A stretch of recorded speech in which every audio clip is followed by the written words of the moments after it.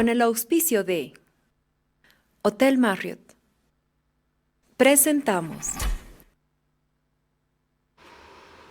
Hoy comenzamos con la imagen de una mujer. Empezamos la semana anunciando con gran tristeza la partida de una poeta. Lloramos a una de nuestras hermanas en la lucha por los derechos de las mujeres, una de las poetas y novelistas feministas de Gaza más talentosas, Eva Abu Nada, autora de la novela El oxígeno no es para los muertos. Ella escribió hace algunas horas: si morimos, sepan que estamos satisfechos y firmes y digan al mundo, en nuestro nombre, que somos personas justas, del lado de la verdad. Su último poema, escrito hace apenas unas horas antes de ser asesinada en medio del genocidio de Israel contra Palestina, comillas: la noche en la ciudad es oscura, excepto por el brillo de los misiles, silenciosa, excepto por el sonido del bombardeo, aterradora, excepto por la promesa tranquilizadora de la oración, negra, excepto por la luz de los mártires. Buenas noches, dijo la poeta. Bienvenidas y bienvenidos, les digo yo.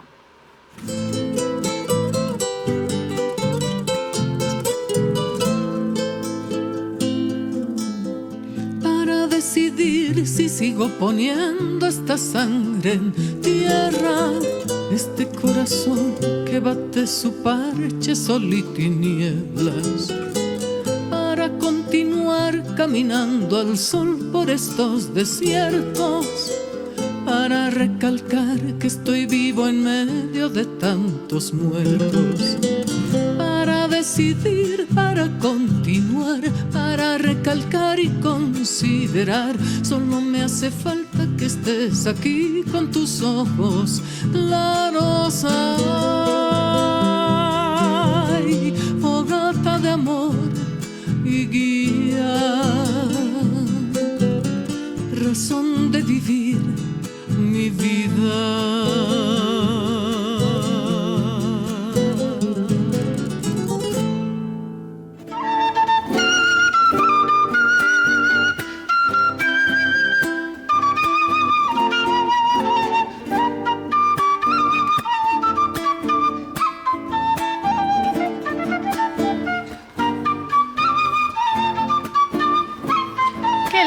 Cuequita, la interpreta Marcelo Peña. Manañachu se llama, de Romero y Cuba, los compositores. Con eso les digo muchas gracias por estar con nosotros. Estamos en Detrás de la Verdad Televisión, La Paz, Cochabamba, Santa Cruz, en señal abierta en todo Bolivia, gracias a las empresas de cable, en todo el mundo, gracias a la señal del satélite Tupac Katari. Estamos también en La Razón Digital, con la información, con la interpretación y con estos programas desde las 8 de la mañana junto a Rubén Atahuichi, Toño Dalense, a las 11 Piedra, Papel y Tinta, a las 12 Marcas con lo mejor del fútbol. La gran preocupación es el último tuit de Marcelo Claure, que ha dicho que va a reflexionar y no se sabe si se queda o no en el fútbol. Esto lo vamos a ver a las 12. Estamos en todas las redes que existen en nuestro país y vamos a revisar inmediatamente las portadas de La Razón. Tengo mucho que mostrarle. Voy rapidito porque tengo varias cosas que hacer en este lunes. Me apuraré. Vamos con la apertura de hoy, tema del que vamos a hablar: elecciones en Argentina, porque nos interesa, porque somos países hermanos y porque va a haber algún impacto, obviamente, en función de quién gane en la segunda vuelta. Por ahora podemos informar que hubo un batacazo electoral en Argentina. Gana Massa y va al balotaje con Milei, o al balotaje con Milei. Ha sido sorpresivo para muchos. El oficialista logró 36.6% de los votos y 29.9% al ultraderechista Milei. Massa afirma que es posible un gobierno de unidad nacional. Claro, está buscando ya dónde cosechar los votos para la segunda vuelta. Milei dice que es la elección más importante en 100 años y concluyó diciendo: ¡viva la libertad, carajo! ¡Viva la libertad, carajo! Bueno, América Latina fortalece su sector eléctrico eléctrico. Bolivia muestra confianza y no registra apagones. Y arriba lo que les comentaba, Marcelo Claure pone en duda su continuidad en el fútbol boliviano. Ahí está la portada de La Razón. Si usted se compra La Razón, tiene marcas. Le muestro la portada también. Ahí está. Buen inicio del racket en Santiago. Los raquetbolistas lograron 5 triunfos y sufrieron 2 derrotas en la etapa clasificatoria en los Juegos Panamericanos 2023. Nos va mejor aquí que en el fútbol, es lo que hay que alentar. Aliento también a la unidad educativa Villa Victoria, aliento a que sigan estudiando. Gracias por haber confiado en nosotros. Han publicado un suplemento con nosotros, con los chitis, los no tan chitis, la nómina de la dirección personal docente. Están todos los que enseñan, los que aprenden, las que aprenden también. Y vamos a comprar extra, vamos hasta El Alto, donde se publica nuestro periódico popular El Extra, con esta fotografía: inusual escalada de incendios en La Paz. La fotografía es muy triste. El viceministerio de Defensa Civil dijo que es el primer año que se presentan tantos incendios en el norte del departamento. Arriba, el gobierno ayuda a departamentos afectados por la crisis climática. Me quedo aquí, le digo que si se compra extra, exija su guía estudiantil con los eclipses. Hemos tenido uno hace poco. Exija golazo también con el racket, que nos hace quedar bien como país, y crucigolazo con los desafíos. Miren, tantos suplementos. Somos la única casa periodística que tiene La Razón en las calles 7 días a la semana, y Extra, nuestro periódico popular, 3 días a la semana. Y somos el único periódico que tiene Al Azar en su equipo. Por eso vamos a ver la caricatura de esta semana. A ver. Ahí está. Ahí está Luis Arce sentado en su silla presidencial. Al frente está Evo Morales sentadito en el tronco, y ahí tienen esa grieta que no hace sino profundizarse después de la UCAeñe y después del cabildo en la ciudad de El Alto. Esto no ha dibujado un sol al azar, ha dibujado una negra noche. Sabrá por qué. Yo aquí me quedo. Vamos a ver la caricatura que llega desde Cochabamba, la imagen de Cochabamba, también de las manos de Víctor Hugo Romero. ¿Qué ha hecho Víctor Hugo? A ver. Ahí está. Y así es como rinden tributo los artistas a nuestra gobernación. Ahí está la propuesta de Víctor Hugo desde Cochabamba. Tenemos también fuera de contexto, con esto termino la entradita, es la fotografía de Rodwig Cazón, a la que Claudio Rosell le ha escrito este texto. No es que haya recetas, y si las hay, a menudo solo funcionan bien dependiendo de las circunstancias. Lo que sí hay son momentos que una y otra vez producen, cuando menos, una chispa de felicidad, que con buen combustible puede ser el inicio de un apasionado incendio. Escribe así Claudio Rosell, inspirado en esta fotografía. Y ya que estamos inspirados, para presentar a nuestros economistas de cabecera, les voy a regalar una milonga. ¿Por qué? Porque no deja de ser una fiesta al margen de los resultados.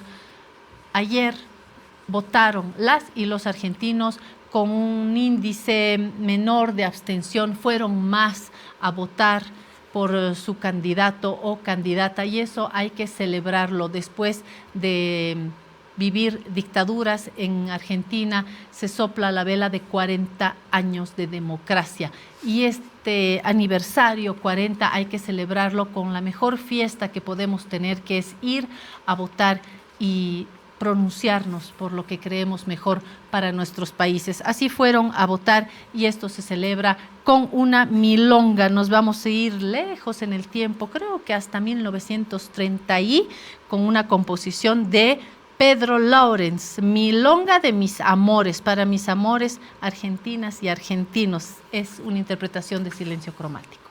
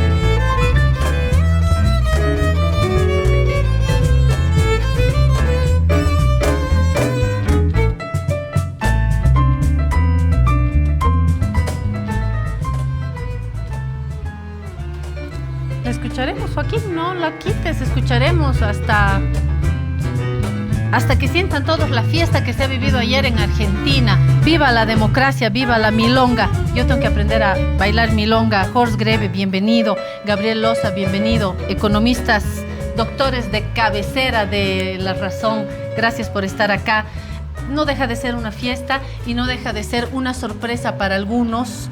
Para el embajador de Argentina, no, Ariel Basteiro dijo que él más o menos esperaba eso, pero en algunos medios escuché hablar de sorpresa. Hay algunos medios que como que ocultan la victoria de Massa y dicen, van a la segunda vuelta, y no es así nomás la segunda vuelta, ¿no? Hay un triunfo de Massa y hay una segunda vuelta con Milei. ¿Cómo has recibido esta jornada, Horst? Bienvenido. Gracias, Claudia, como siempre, un gusto estar aquí en este programa, contigo, con Gabriel. Para mí no ha sido tan sorpresiva la situación, porque ya lo dije una vez cuando hablábamos del tema hace varios meses, creo que fue aquí en este mismo programa. Los primeros resultados fueron un llamado de alerta hace tiempo, hace varias semanas o meses, porque obviamente la posibilidad de que una persona como Milei, con las ideas, con su trayectoria y con sus propuestas, se posibilitara como primera opción del electorado en la Argentina, hablaba de una situación muy complicada del país, que había dado lugar a propuestas por tres bandas, digamos, ¿no? La propuesta extrema libertaria inviable, en una sociedad como la Argentina. ¿Por qué, Horst? ¿Por qué inviable? Porque sencillamente las principales medidas que anunciaba y sigue anunciando Milei no corresponden a una realidad compleja como son las sociedades latinoamericanas y mucho más a una realidad como la Argentina. No se puede cerrar el Banco Central, eliminar las empresas, dolarizar la economía, eso es un suicidio, porque no se sostendría más de un par de semanas. Entonces, que haya ganado Massa en primera vuelta es una primera señal. En la segunda vuelta la cosa está complicada porque no se sabe todavía cómo se van a distribuir los votos de tanto los macristas entre Massa y Milei. Claro. Los votos de Bregman, del izquierdista Bregman, yo creo que pasan, asumo, yo automáticamente. Creo que pasan directamente a Massa. Sin embargo, llama la atención que el espectro político argentino se ha corrido mucho a la derecha. Y una candidatura tan interesante como la de Bregman y con una clase obrera tan numerosa como la Argentina, el movimiento obrero, sus sindicatos, etcétera, que no haya una genuina representación desde la perspectiva de los obreros, de los laborales, de la gente pobre, de la gente de clase media baja, de la que no tiene empleo en este momento, es lamentable. Pero por otra parte, yo creo que ahora la probabilidad está que va a ganar Massa, por poco, no va a ser una gran cosa, pero tiene un desafío al frente de armar un gobierno muy complicado y donde no tiene recetas para ir a mirar. Y está solo. Ayer decidió mostrarse solo, metió a la esposa, a los hijos al final, pero no hubo ni presencia de kirchneristas, ni mención a Cristina Kirchner, ni a Alberto Fernández. Bueno, ese es un síntoma también. Ese es el secreto que él tiene que llevar a cabo. Desprenderse de todas las hipotecas que pueda y los grilletes que le puedan poner para una gestión racional, y donde lo primero que tiene que recuperar es confianza de la gente en que se va a ir paulatinamente a la estabilidad, que no va a ser en un mes, va a ser una cosa paulatina, pero con señales desde un comienzo muy precisas, muy certeras de cuáles son las prioridades. Sigue la polémica porque anoche seguía yo algunos medios como CNN, Telesur, pero también medios argentinos y veía por un lado a personas expertos o personas ligadas al mundo político argentino que decían que el kirchnerismo sigue, que el peronismo está vivo, que esto continúa, que es una señal clara que da la población o parte de la población argentina, y al mismo tiempo otros periodistas que decían, sin duda, la Nata decía, es el fin del kirchnerismo, u otros periodistas, ¿no? De hecho, la Nata decía no haber entendido nada, y creo que hay periodistas así, ¿no? Que van con mucho entusiasmo y luego dicen no entender porque parece que no han entendido o no han leído una realidad argentina compleja. Habrá que ver qué pasa de aquí en adelante. Me interesa también saber alguna impresión tuya, Gabriel. ¿Cómo has recibido los resultados ayer? Primero es una novedad la irrupción política de un grupo muy radical de derecha a través de Milei. Y ese es un fenómeno independiente cuánta votación tiene que hay que tomar en cuenta. Y eso ha pasado también en Chile, con CAS, por lo tanto no es un fenómeno coyuntural. Ni será el último, ¿no? Y de no será el último además, porque es un juego mediático de propaganda, de generar nuevos liderazgos. Y ahí viene el tema. Primero, que hay una parte de la población cansada de una situación económica que Argentina está en recesión este año y está con inflaciones, con la estanflación. Entonces, dar elecciones y tratar, como el caso del candidato por el oficialismo, que pueda ganar todavía, es un hecho relevante también por otro lado. Pero el discurso del candidato oficialista ya es un poco más moderno, ya no es tanto del peronismo y todo eso. Y es una enseñanza que nos da también a Bolivia, de los discursos anteriores, van a tener que adaptarse y adecuarse a los nuevos cambios. Por lo tanto, yo Porque creo algunos que en Bolivia ya como yo se estaban despeinando como Milei, van a tener que peinarse un poquito. así es, y como economistas andar con camisa celeste. Pero lo que hay que entender, para mí, son las lecciones para Bolivia, para América Latina de estos eventos. Por supuesto, hay que ver las tendencias, todo eso, y reflexionar sobre nuestra experiencia. Así es. Bueno, esta ha sido como una introducción sobre las elecciones en Argentina, una introducción a algo que vamos a tener en la segunda parte del programa. Contactaremos a una periodista de Clarín para interpretar un poquito más, entrar un poquito más en estas hipótesis. Ahora vamos a lo nuestro, nuestra mesa de economía, que tiene su menú preestablecido, y dejo a Gabriel iniciar nuestra mesa de hoy. Un gusto también de compartir lo que pasa en América Latina y lo que pasa en el mundo. Y la interrelación que hay. Y yo siempre trato de empezar con un cuadrito para dar mayor movilidad a lo que uno habla. Y es que el fondo ha sacado sus proyecciones de crecimiento de la economía mundial, léese de más de casi 200 países. Y saca esas estimaciones, como uno puede ver, que va a crecer la economía mundial el 2023, ya no para el 2.9% o 3%, que son las discusiones, y después para las economías avanzadas un menor crecimiento. Nosotros los emergentes y en desarrollo estamos en torno al 4%.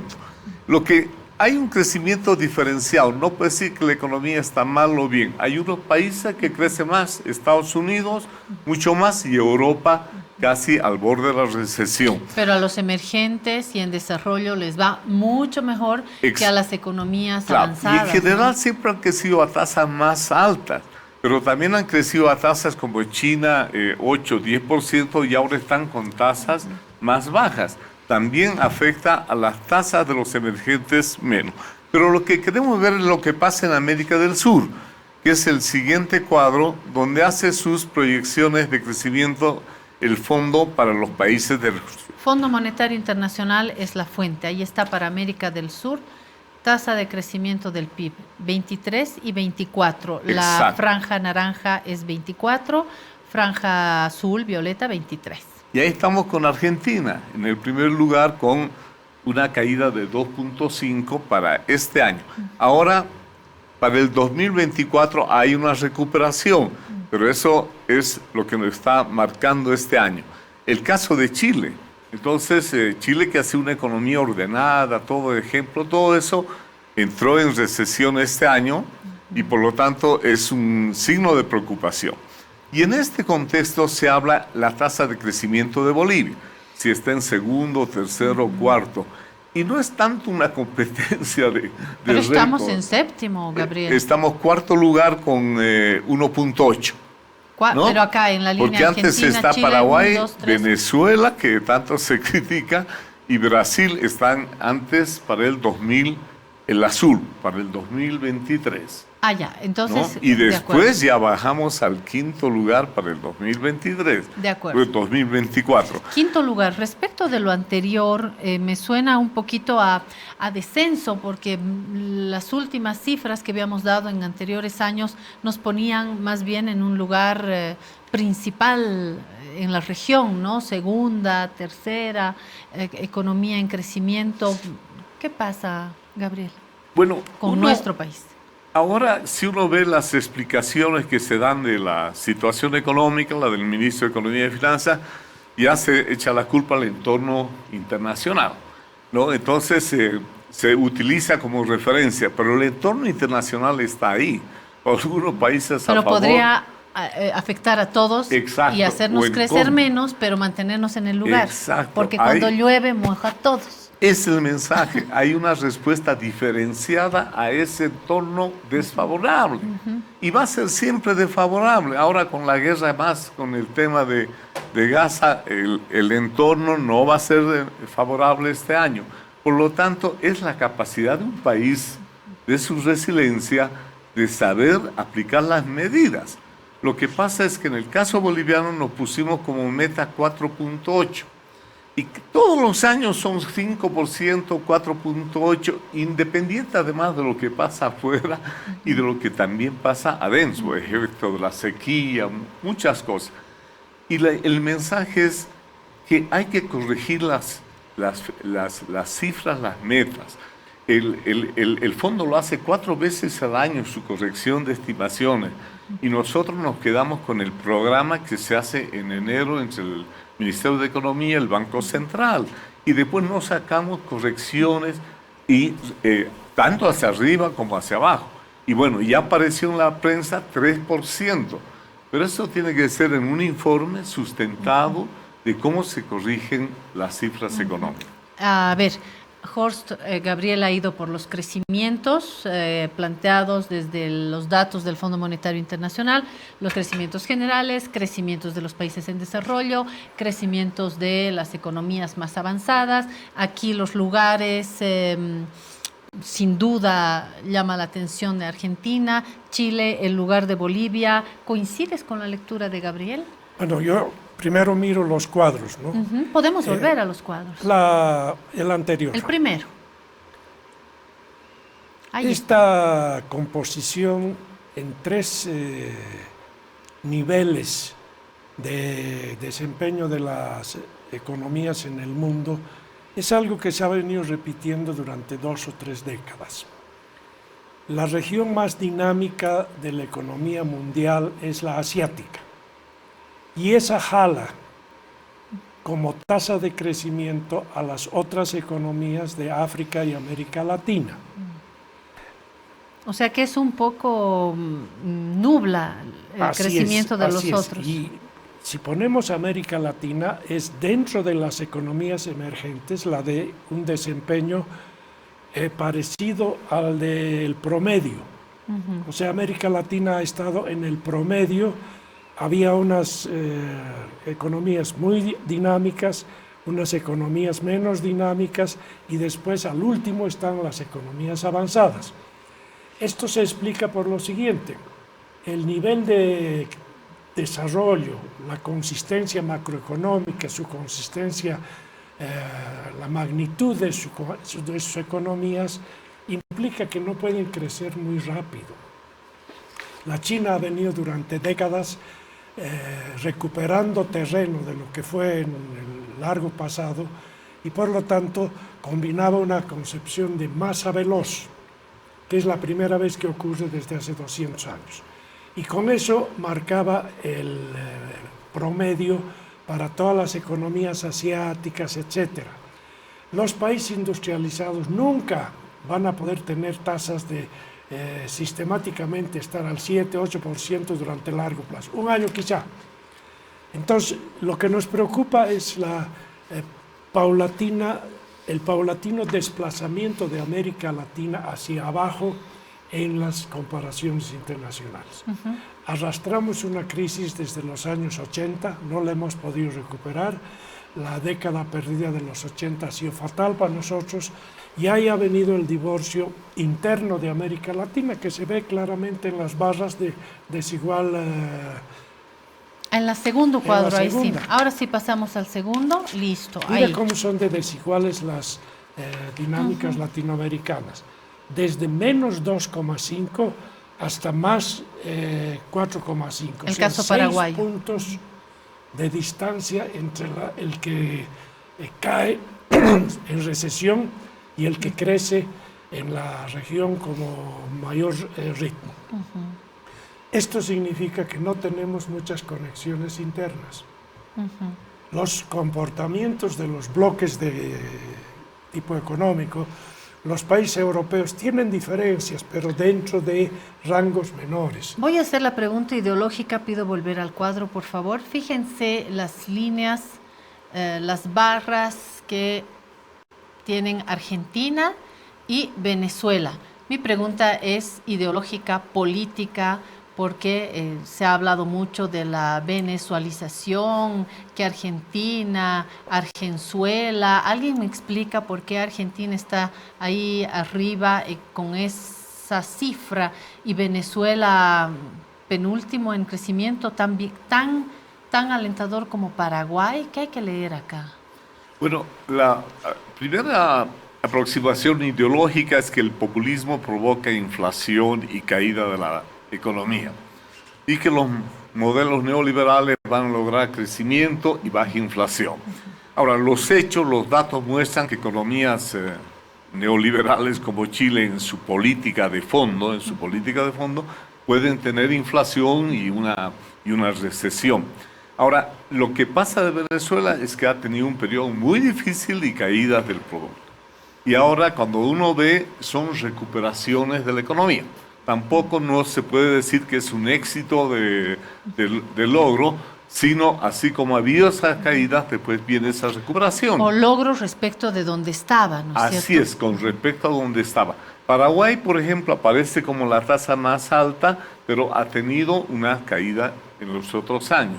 Por lo tanto, hay que tomar relativamente, y por eso no sacar conclusiones como en Argentina, que si Milei ya van a triunfar, Claro. el neoliberalismo O en todo Chile el mundo. con Exactamente. Boric, Tienen experiencia, y el caso boliviano también. El caso boliviano no es un modelo de exportación, es una situación muy particular que ha tenido de Bolivia, de su manejo, y a diferencia de Ecuador y de Venezuela, ha logrado una estabilidad económica. Eso lo diferenció de todo lo que criticamos. Porque ahora, lógico, Argentina con Venezuela tienen tasas de inflación también que hay que tener cuidado. Jorge, me olvidé preguntarte sobre Bolivia. Bueno, yo creo que estamos en una situación sumamente compleja porque la desaparición virtual de la exportación de gas ha causado un fenómeno de balanza de pagos y de situación fiscal complicada. Frente a eso, el manual más clásico diría: tomen medidas de excepción, es una situación excepcional, hay que responder con estímulos apropiados, con correcciones de políticas que están sin financiamiento, etc. Pero no ha ocurrido eso. Hay una especie de terquedad en el manejo de la política económica en el país y dicen: nuestro modelo funciona y no va a funcionar por razones de funcionamiento dinámico de nuestra economía, sino porque nosotros lo hemos decidido así. No va a haber inflación, vamos a continuar invirtiendo en empresas públicas, vamos a mantener los precios de la canasta básica administrados y vamos a recuperar el crecimiento mediante el mercado interno. Cualquier economista de diferentes fundamentos doctrinales diría, eso no es correcto, porque ha cambiado la circunstancia de tal manera, la nacional y la internacional, que se requiere un enfoque diferente. Privilegiando algunas cosas, privilegiar a la gente pobre, de acuerdo, pero veamos cómo se hace, no utilizando un enorme gasto de publicidad para mostrar una situación que no corresponde a la realidad, excepto en las cifras que se muestran para la divulgación, y por otra parte, no insistir en inversiones cuantiosas de parte del Estado cuando no hay recursos fiscales para eso. Entonces, eso ha traído consigo una situación de un déficit creciente fiscal muy complicado, y ahora tenemos una situación de balanza de pagos donde el nivel de nuestras exportaciones ha caído, han aumentado las importaciones por los carburantes que necesitamos para mantener los subsidios, y por lo tanto tenemos un balance comercial desfavorable. Justamente tengo un cuadrito de la balanza comercial. Excelente. A ver. Para a julio, que es el último dato que el INE ha sacado, y en la balanza comercial, el saldo comercial, el siguiente cuadro. El saldo comercial nos está dando un déficit de 95 millones. Uno nos diría, estamos más o menos equilibrados en la balanza comercial. Pero si comparamos con el año pasado, en la misma fecha, teníamos un superávit de 2.000 millones. Simplemente este cuadro nos dice que ha cambiado la situación en relación a la parte externa, con relación ahora a lo que estamos viviendo. Estamos cerca del equilibrio, pero ya no ese superávit anterior. Y el siguiente cuadro a que se refiere Jorge es al tema de la balanza de pagos, que mide las relaciones del país, transacciones financieras con el resto del mundo. Es el último cuadrito, el del saldo de la balanza de pagos. Ahí en está. el caso... ¿Es ese, no, Gabriel? ese, exacto. Ese, saldo muy de la bien. balanza de pagos. En cuenta corriente, que es sin tomar movimientos de capital, solo comercio, bienes y servicios. Y esta es una proyección del fondo que saca en su informe. Y ahí señala que en el caso de Bolivia, que está señalado para azul el 2023, va a tener un déficit de 2.7% respecto al PIB, respecto al tamaño de la economía. Así se mide. El último dato del Banco Central es al primer trimestre de este año. Y al primer trimestre estábamos con un déficit del 0.7%, cerca al 1% ya del PIB al primer trimestre. Por lo tanto, si uno ve la tendencia o comportamientos, estaríamos en una situación de preocuparnos de que no aumente este déficit. Y si comparamos con otros países, ahora sí, comparado con quién, el caso de Colombia, por ejemplo, Uruguay y Chile han tenido déficits más altos. Chile llegó a tener más del 7% de déficit en cuenta corriente y ha pedido apoyo con Colombia del Fondo Monetario. Nosotros estamos en una situación que no es delicada, pero sí es de alerta, que hay que ver. Y aquí Venezuela sale con el dato que tú has dicho, sea ideología o no, está con un superávit en balanza de pagos del 2.2%. ¿Algún elemento que explique esto en Venezuela? Sí. Petróleo. Yo creo que de Venezuela hay que decir lo siguiente: en los últimos 15 años se ha encogido casi a la tercera parte de lo que fue. Por lo tanto, tiene un nivel a partir del cual se producen aumentos y caídas que ya no es lo que era antes. O sea, ha pasado a ser de la cuarta economía de América del Sur, está en el nivel quinto o sexto. Se ha desclasificado para abajo Venezuela y por lo tanto tiene rebotes en función de cómo vaya el tema de los hidrocarburos en el mundo. Porque todavía sigue siendo un país exportador de hidrocarburos, pero a la cuarta parte de lo que exportaba antes. Pero esa caída en picada que se anunciaba tampoco llega, es decir, no terminan de estrellarse. Bueno, porque hay siguen ajustando a esa sociedad que ha perdido a cerca de 8 millones de habitantes venezolanos que están fuera de Venezuela, y la mitad de esos están en Colombia. Entonces, se ha encogido la economía, pero han disminuido también el número de trabajadores, el número de consumidores, el número de gente de los más diferentes oficios, etc. Entonces, es un caso absolutamente excepcional al cual no hay que verlo sino en una trayectoria larga. Lo que fue Venezuela hace 40, 50 años, lo que es ahora y lo que pronostica el futuro. En el caso nuestro, el tema gira en lo siguiente. Éramos exportadores netos de energía. Ahora somos importadores netos de energía, por lo tanto somos altamente vulnerables a los precios externos del gas y del petróleo. Y con los conflictos internacionales, los precios de la energía están subiendo enormemente. Se estima que van a pasar otra vez los precios del petróleo por encima de los $100 el barril. Para nosotros es una pésima noticia. Nos cuesta mucho más importar los carburantes que se necesitan para los subsidios famosos. Entonces aquí hay que hacer correctivos urgentes porque las tendencias del exterior impactan sobre una economía tan desguarnecida como la boliviana. Terminamos así el menú para hoy. Yo quiero invitarles a hacer primero una pausa y enseguida volver con Argentina, porque me acaba de fallar mi colega de Clarín, así que yo voy a cumplir con lo dicho. Quiero volver a Argentina, quiero presentarles una información que retoma los últimos resultados y voy a abusar de los doctores de cabecera de La Razón para volver un poquito a Argentina, si hay tiempo, a Venezuela. Pausita, nos acomodamos y volvemos a Argentina. Para aligerar este duro peso de nuestros días, esta soledad que llevamos todos, islas perdidas.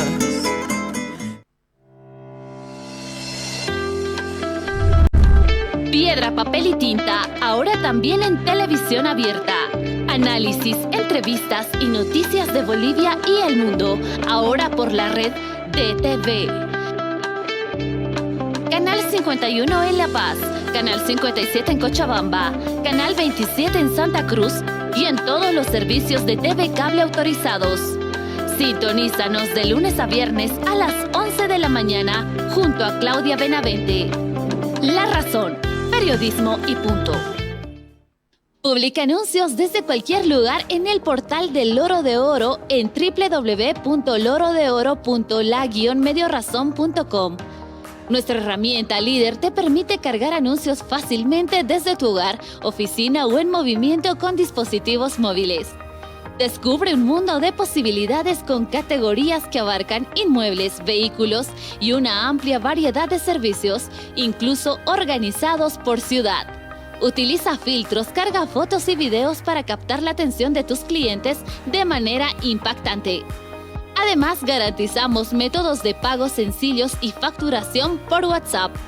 No pierdas más tiempo y aprovecha la facilidad que te brinda nuestro portal para publicar tus anuncios en cualquier momento y lugar. La Razón Plus presenta La Razón Radio, una manera distinta de contar las noticias y marcar el ritmo de ellas. Actualidad, entrevistas y comentarios. Antonio Dalense y Rubén Atahuichi llegan de lunes a viernes de 8 a 10 a.m.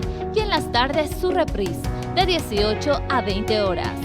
Sintonízanos por la página web de La Razón, www.la-mediorazón.com, por nuestro canal de YouTube, La Razón Digital, y en las redes sociales Facebook, Twitch, TikTok e Instagram. La Razón, periodismo y punto. Para descartar esta sensación de perderlo todo, para analizar por dónde seguir y elegir el modo.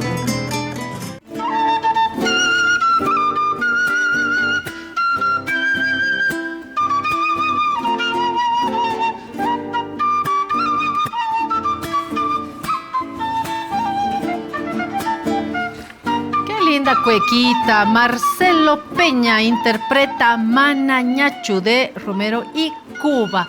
Y con esta cuequita les voy a contar que mi colega de Clarín, Alejandra Pataro, nos ha dejado sin su presencia porque está haciendo coberturas, así que seguramente en siguientes programas podremos contar con ella.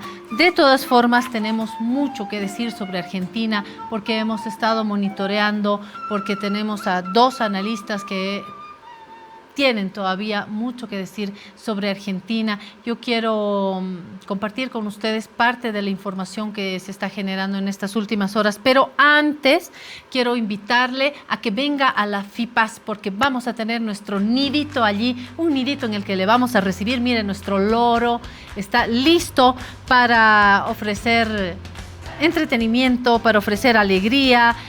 Los invitamos a que nos visiten en la FIPAS a partir del 25 de octubre hasta el 5 de noviembre. Vamos a pasar Día de Muertos y Halloween ahí en la feria. A lo largo de estos días vamos a disfrutar de una experiencia inolvidable con el loro. Ojalá pueda ir el zorro Antonio también. Vamos a ofrecerle nuestras publicaciones, juegos. Bien bonito va a estar. Véngase a la FIPAS a jugar con nosotros, a jugar con el lorito. Bueno, ahora sí, volvamos a Argentina. De AFP nos informan que hay, por supuesto, la segunda vuelta, el balotaje y unos detalles más sobre los últimos datos recopilados en estas horas, ya con el panorama completo, imagino, estas horas. Vamos a la información. Festejo del peronismo gobernante en Argentina. El ministro de Economía Sergio Massa fue el más votado en la primera vuelta de las elecciones presidenciales, en las que obtuvo el 36% de los sufragios. Superó así a quien llegaba como favorito, según las encuestas, el ultraliberal y antisistema Javier Milei, con quien deberá medirse ahora en un balotaje.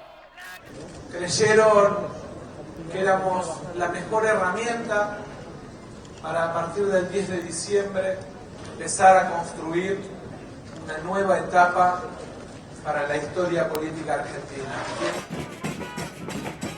Espectacular, feliz, la verdad feliz, porque salvamos a la Argentina. Hola a todos.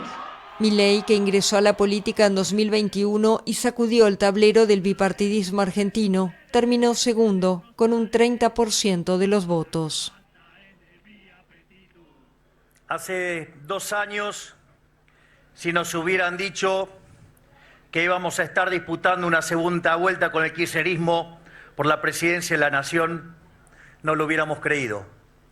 Estamos verdaderamente frente a un hecho histórico.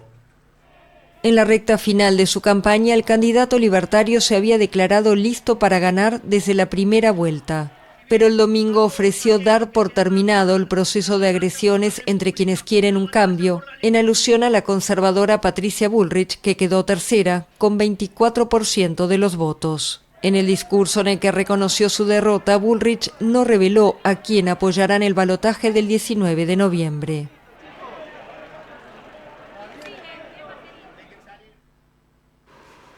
Lo que le faltó a esta nota de AFP es el discurso, la aceptación de los resultados de Patricia Bullrich. ¿Por qué? Y parto y comparto con Gabriel y con Horst esta mirada más desde los medios de comunicación. Patricia Bullrich tuvo que decir: perdimos, pero no solamente perdimos en este momento. Creo que esta fuerza opositora tiene que explicar qué ha sucedido con su propuesta, no en la jornada de ayer o en estas últimas semanas. Creo que hay un cuestionamiento que está pesando sobre el proyecto macrista, porque creo que Macri sigue siendo el foco más que Patricia Bullrich, que lo que nos dejó es una candidatura nublada, apagada, poco propositiva en los debates, quedó mal, no pudo sacar los argumentos que tenía en mano la derecha argentina desde mi manera de ver el abanico ideológico, y al lado tenemos un Milei que ya ya de león pasó a ser leoncito, cumpleañero, pero leoncito más chiquito, porque obviamente esperaba más y parece que su techo, como lo dijo el embajador oficialista Basteiro, su techo era el 30%. Y al lado, también desde una mirada mediática, tenemos a Massa, que hizo una cosa mejor que la otra y una mejor que la otra. En el debate, cuando podía haber perdido con la situación económica que hoy vive en Argentina, no terminó mal. Y luego sale así, solito. Solito se ve más bonito, sin kirchneristas, sin rostros políticos, sacó al final nomás a la mujer, a los hijos, a la familia, y solito y en un discurso muy pausado, sin insultar, sin descalificar, dijo gracias a las y los argentinos, a todos los que votaron, gracias a los que votaron por nosotros, los que votaron por Miriam, véngase para aquí, y los que votaron este ladito, vénganse para acá. Incluso hizo un llamado a quienes están en el sector más conservador y más a la derecha. Parece que es un animal político y no un leoncito que ha parecido más apagado. Es mi mirada, por supuesto, subjetiva y mediática. Con esto vuelvo a disparar. Yo creo que Massa ha hecho una campaña muy inteligente, porque ha ido primero superando un problema que era muy difícil. Era ministro durante el día y candidato durante la noche, ¿no? Entonces, haber sacado el primer lugar bajo esas condiciones ya es una proeza y una demostración de una estrategia que va hacia un momento en el cual va a reclamar un planteamiento de unidad nacional. Va a convocar probablemente a partir de los diseños que tiene de política económica para el futuro, a primero un gabinete que no va a ser de un solo color y después al respaldo político en las cámaras que van a estar muy divididas. Claro. Por lo tanto, su habilidad tiene que ser construir en el centro una capacidad operativa rápida con gran respaldo de varias vertientes. Así yo lo veo también. Los verdaderos perdedores, yo creo que son Macri y el kirchnerismo. Así es. Por el lado de la derecha, lo que tú señalaste, los conservadores de Macri que no han puesto propuestas ni nada de eso, pero también el kirchnerismo, como señala Jorge, porque es una nueva imagen que está dando más.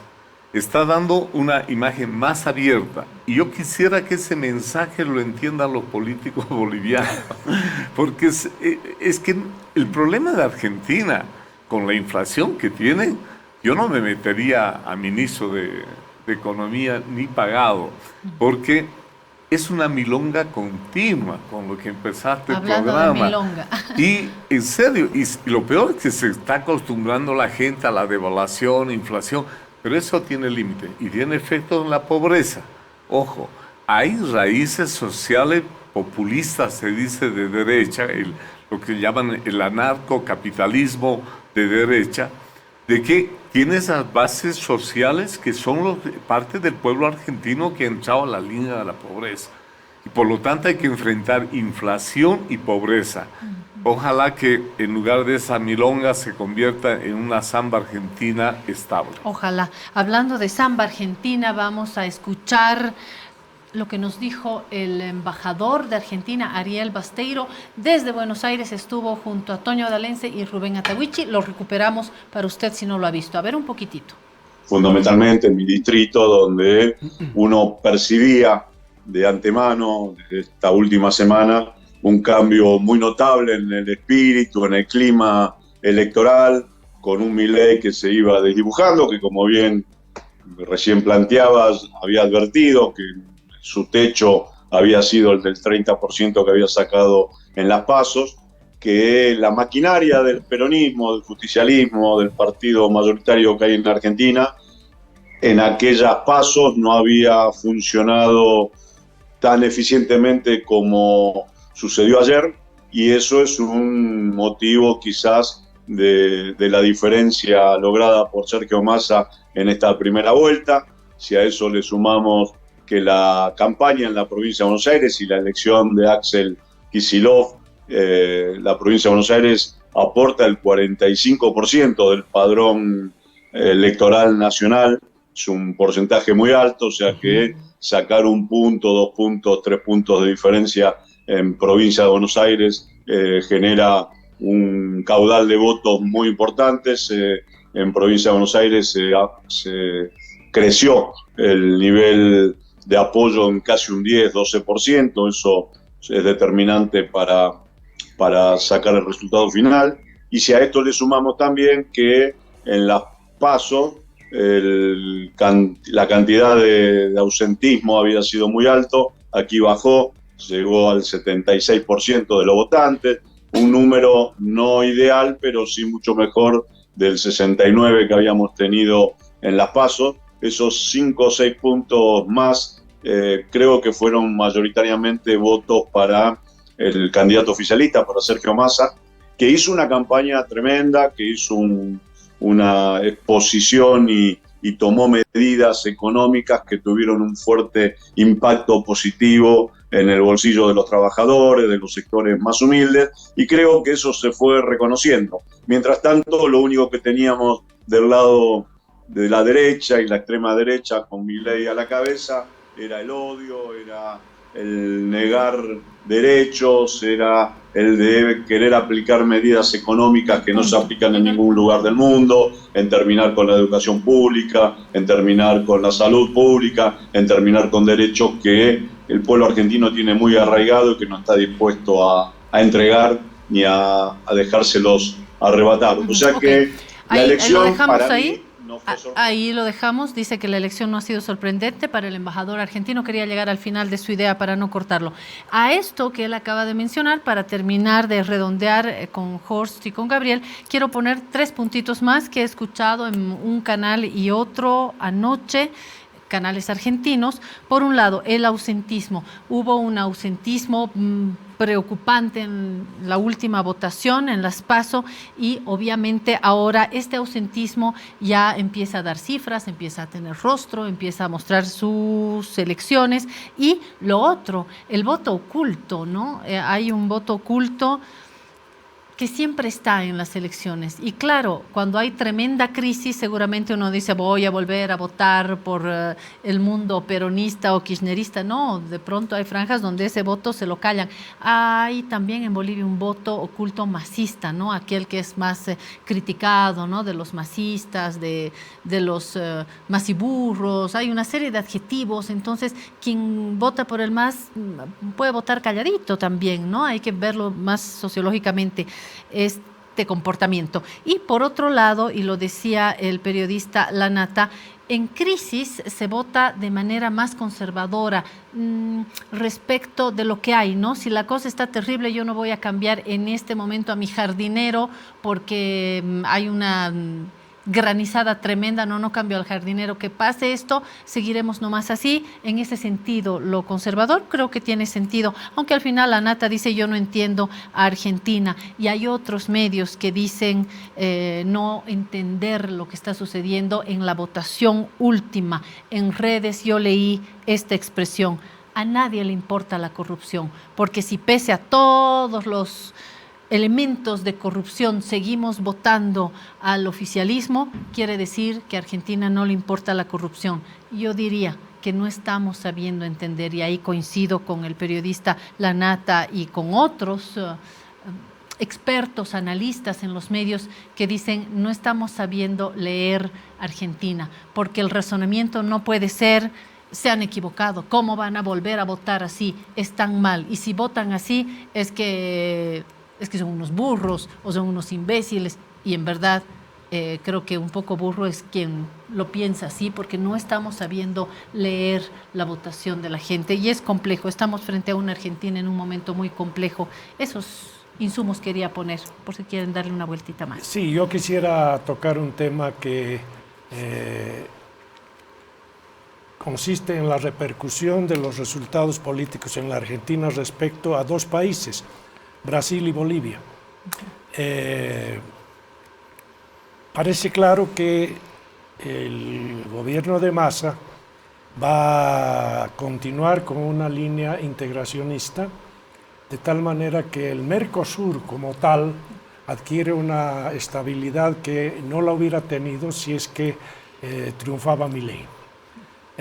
Y el Mercosur en este momento... Porque Milei ha dicho no creer en estas instancias multilaterales, no le interesan los acuerdos internacionales. Pero para nosotros es importante, para América del Sur, puesto que el Mercosur está pendiente de un acuerdo de cooperación con la Unión Europea. Y una victoria de la extrema derecha en la Argentina hubiera perjudicado seriamente ese acuerdo. Que nosotros estemos entrando a la militancia dentro del Mercosur después de 15 años hay de idas y venidas, creo que es también una buena noticia en términos políticos. Más que en términos comerciales, más que en términos de lo que podamos beneficiarnos de mayor comercio, sino es entrar a una situación en la cual se va haciendo más pragmática nuestra relación con el exterior y no tanto dominada por enfoques ideológicos doctrinales que han hecho mucho daño a Bolivia. Bolivia necesita estabilizar su diplomacia débil dentro de un contexto de predictibilidad, y el estar en el ámbito del Mercosur en una negociación con la Unión Europea, y que tenemos también a la Argentina y Brasil dentro de los BRICS, y los dos son los países más grandes dentro del Mercosur, es algo que nos estabiliza más de lo que podríamos hacerlo con nuestras ocurrencias de política exterior. Sí, el tema de la integración. Nos preocupa Argentina, lo que pasa a Brasil. Bueno, la integración tiene que dar respuestas regionales. Pero con el cuadro inicial ya no es tanto toda América Latina y el Caribe. Hay que entender a América del Sur con sus características particulares. Y ahí lo que señala Jorge sobre Mercosur es muy importante para el país. Y bueno, nosotros estamos todavía pasando, según nos dijo Adolfo Mendoza en una última entrevista, pasando la luz amarilla, ¿no? De diputados, pasa a Senado, y luego Itamaraty ya va a pasar un informe respetando los procedimientos para ingresar a Mercosur, y ahí habrá que hacer Parece una que ya está evaluación. garantizado, Ya que está. el Parlamento brasilero va a aprobar, y obviamente Lula lo va a ratificar de tal manera que se puede decir, al fin estamos adentro. Finalmente. Y por suerte, un momento en el cual el Mercosur juega un papel mucho más importante del que tenía antes, por la crisis internacional, por el cambio climático, por la necesidad de atender la Amazonía, por todas esas cosas.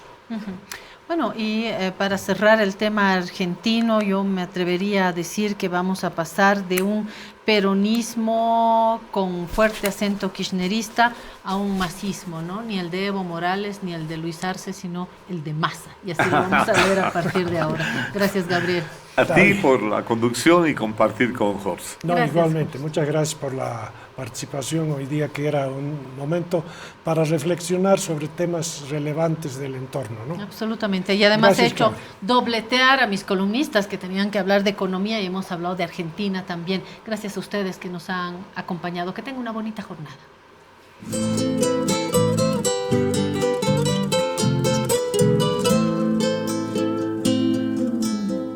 Para decidir si sigo poniendo esta sangre en tierra, este corazón que bate su parche sol y tinieblas, para continuar caminando al sol por estos desiertos, para recalcar que estoy vivo en medio de tantos muertos, para decidir, para continuar, para recalcar y considerar. Solo me hace falta que estés aquí con tus ojos claros. Ay, fogata de amor y guía, razón de vivir mi vida.